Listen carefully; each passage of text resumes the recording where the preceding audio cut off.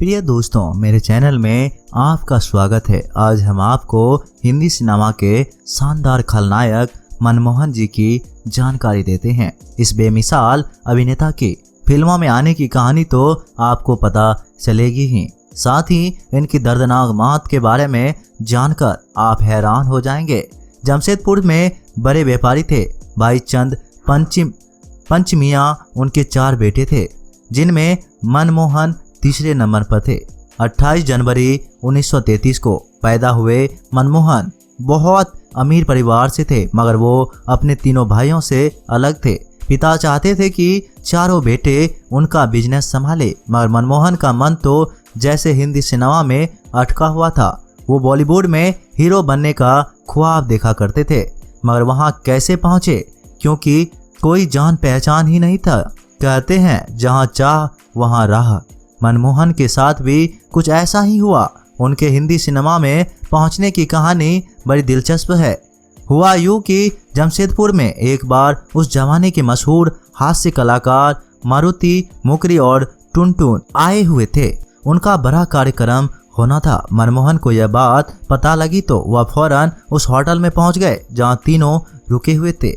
जब तक तीनों कलाकार वहां रुके तब तक मनमोहन ने उनकी बहुत अवभगत की। उनको कार्यक्रम में ले जाने से लेकर छोड़ने, उसके खाने पीने से लेकर घूमने तक वो साथ ही रहे।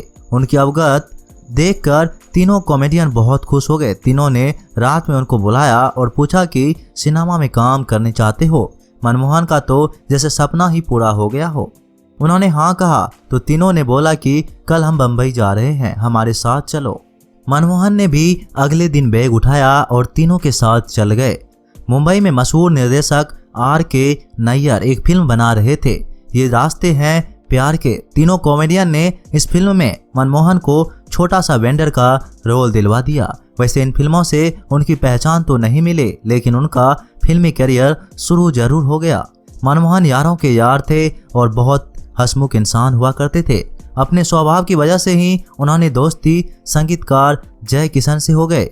जय किशन ने मनमोहन को एक ऐसी फिल्म दिलाई जिसने उनकी किस्मत पलटकर रख दी। डायरेक्टर केवल काश्यप उन दिनों शहीद फिल्म बना रहे थे।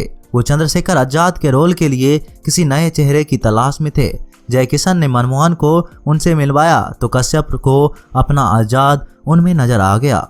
बस 1965 में उन्होंने चंद्रशेखर आजाद का रोल किया। इस किरदार के जरिए वो उस दौर के बड़े बड़े निर्माता निर्देशकों के दिल में बस गए।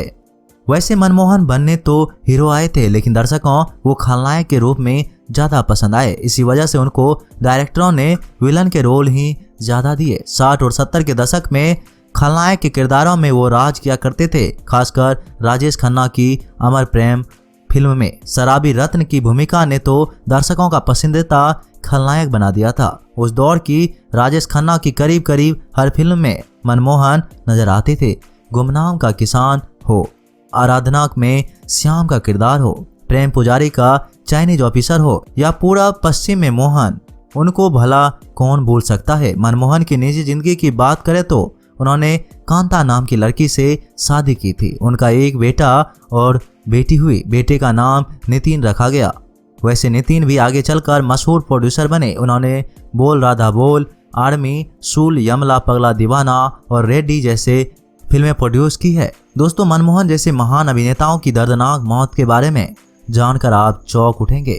उनका कैरियर बहुत अच्छा चल रहा था।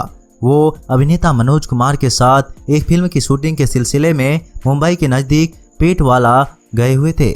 पूरा क्रू मेंबर रात के समय सोया हुआ था। अचानक किसी ने रोशनी के लिए प्रोटोमैक्स की सिलेंडर जला दिया, लेकिन वो सिलेंडर फट गया और वहां आग लग गई। बगल में ही मनमोहन लेटे हुए थे। वो आग की चपेट में आ गए।